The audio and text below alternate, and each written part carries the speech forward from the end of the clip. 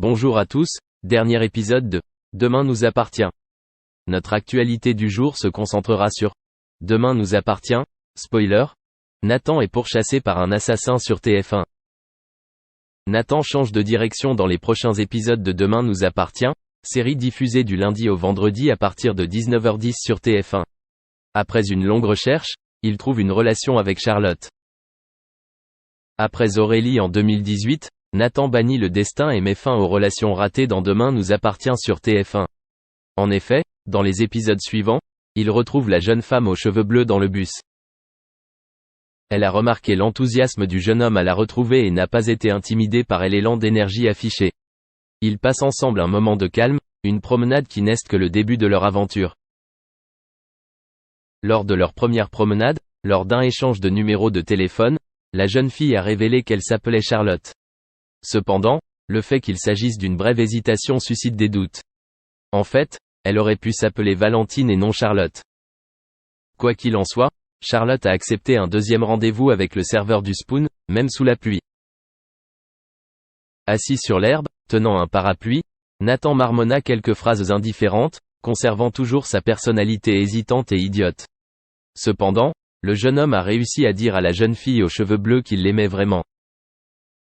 Charlotte décide de prendre les devants et embrasse le jeune homme, abasourdi. Devant sa surprise, elle lui demande s'il souhaite faire le premier pas. Il commença à expliquer avec hésitation avant qu'elle ne lui ordonne de l'embrasser. Ainsi, le premier pas a été franchi. Charlotte l'invite alors dans un endroit plus privé pour avoir plus d'intimité.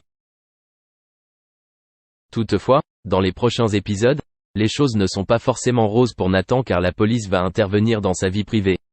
Après cela, le serveur découvre peu à peu la vérité sur sa petite amie avant d'être pourchassé par un assassin. Merci d'avoir regardé et à la prochaine vidéo. N'oubliez pas de vous abonner à notre chaîne. En attendant, dites-nous ce que vous en pensez dans la section commentaires ci-dessous. C'est ça.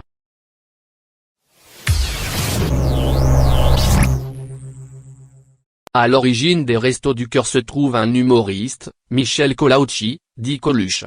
Le comédien en a marre de remarquer autant de gens dans les rues, touchés par la pauvreté et l'exclusion sociale. Ces derniers décident alors de créer cette association positive qui vise à offrir des paniers de Noël et des repas chauds. Pour marquer le coup, il décide de créer des concerts avec des stars de l'époque. Depuis 1985, de plus en plus de célébrités, stars de la chanson, sportifs, comédiens se retrouvent sur scène. Aujourd'hui, ils sont plusieurs dizaines, sur scène, alors qu'ils n'étaient qu'une petite poignée il y a de cela quelques années. Le maître mot est le spectaculaire. C'est pourquoi chaque concert met en avant des dizaines de décors, des centaines de costumes. Tout est fait pour éblouir les spectateurs. Mais cela n'est pas du goût de certaines stars qui refusent tout simplement de chanter avec des footballeurs en portant des perruques. C'est le cas, notamment, de Johnny Hallyday ou Eddie Mitchell. En coulisses, tout ne serait pas rose également. Dans la presse, chaque année, on apprend que de vrais problèmes d'ego existent entre les stars. Certaines voudraient chanter plus, être plus présentes sur scène. Cela fait presque oublier l'aspect caritatif de ces concerts, encore aujourd'hui malheureusement indispensable. Et si Marc Lavoine ne participe pas cette année aux Enfoirés, ce n'est pour protéger son ego ou parce qu'il refuse de se déguiser. Le chanteur indique être tout simplement fatigué par son rythme actuel.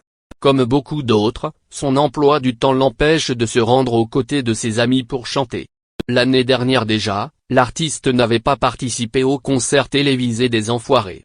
Et cette année, il ne retrouvera pas les siens. Face à Bernard Montiel sur RFM, dans le cadre de